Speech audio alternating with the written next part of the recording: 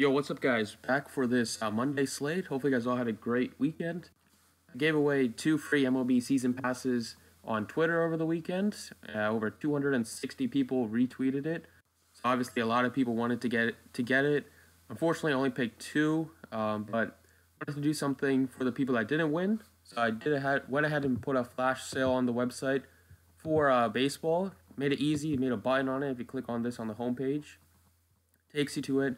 So for 24 hours until this timer comes to zero. So by midnight on Monday, the sale is going to go away. Offering a lot, not just DraftKings. We're doing DraftKings FanDuel.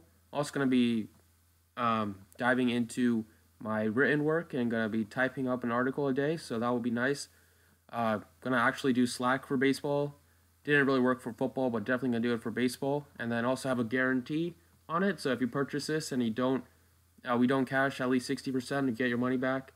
So this is something that like 2% of providers do. Nobody does it.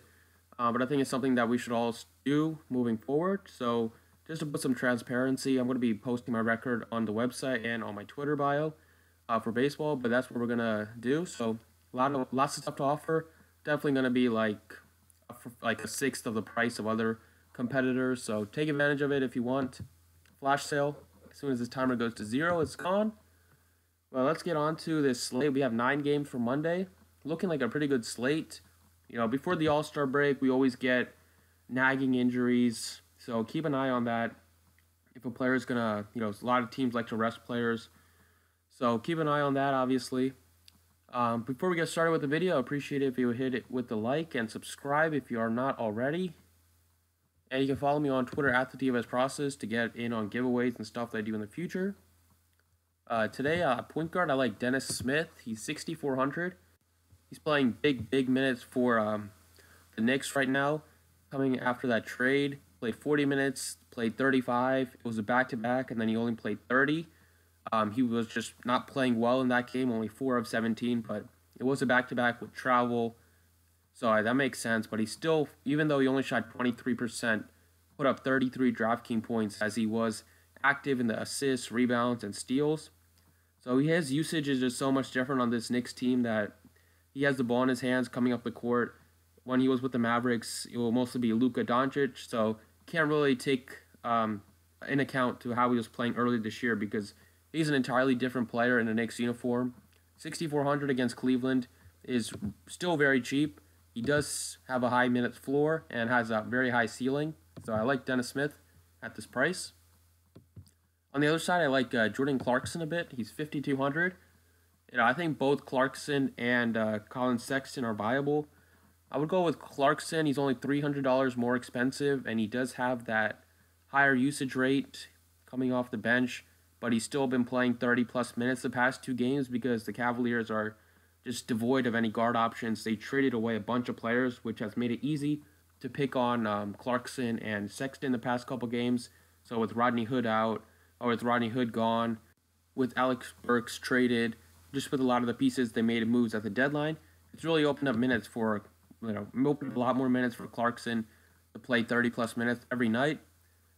With Cedi Osman not looking like he's going to play, and Kevin Love, I don't know if he's going to play or not, but even if he does play, he's not going to take minutes away from Clarkson.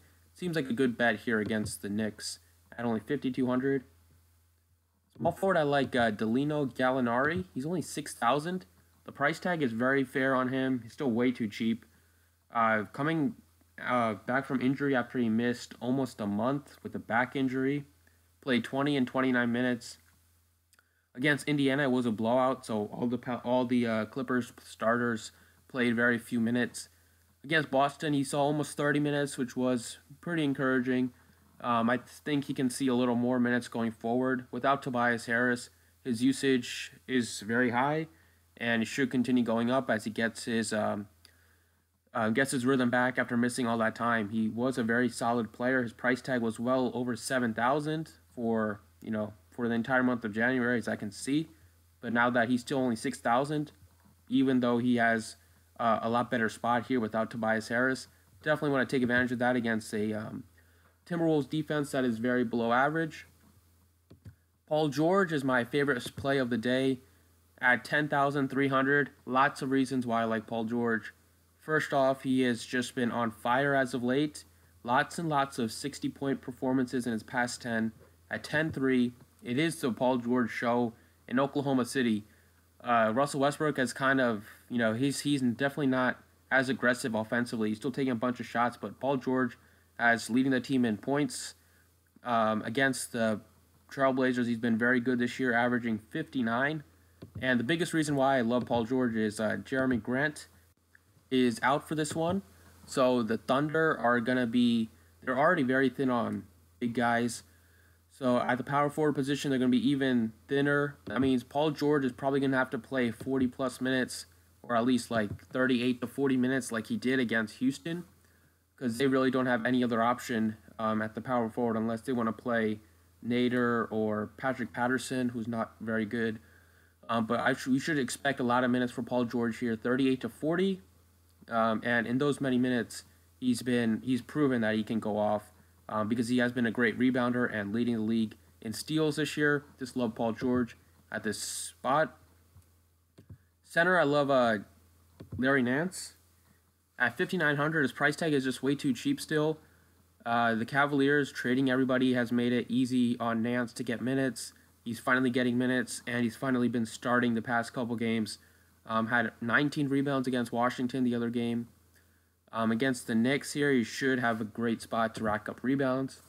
He's also a double-double candidate, as he has double-doubled in 5 straight games. And, we get those bonuses on DraftKings for those double-doubles. He can also get a couple steals, blocks, and he's coming off a 39-point game against the Knicks earlier this year, where he only scored 3 real-life points, but finished with 39. So he has a ton of upside here, especially, with the Cavaliers having nobody in the front court, with Thompson out and Zizic seeing less minutes. You got to love Larry Nance here in the spot, especially if Kevin Love is out too.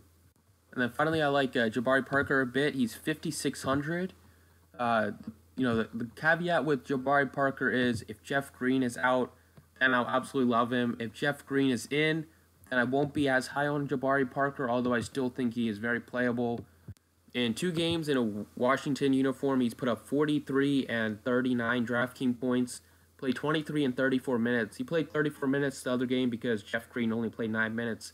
So if Green is out, Jabari Parker should probably jump into the starting lineup and play like that many minutes again. He's a high usage guy, and he's not afraid to shoot. He's also been a decent rebounder, and he's shown off his passing the 2 games here against the Wizard. So I think he's a great play here at 5,600 if Jeff Green is out. All right, so that's what I like the night before the slate. Thanks for watching, everybody. If you want to jump on that flash deal for baseball, you know where to go. The website is dfsprocess.net. Thanks for watching, and good luck today.